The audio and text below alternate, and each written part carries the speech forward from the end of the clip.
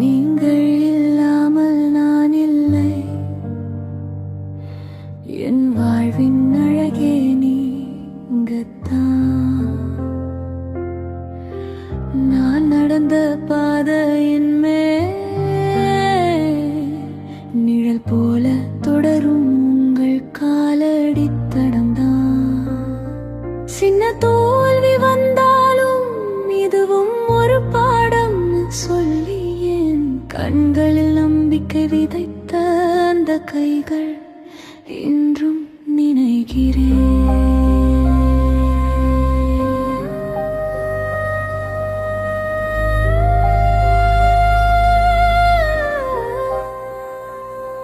அப்பாவின் விரலில் இருந்த காயங்கள்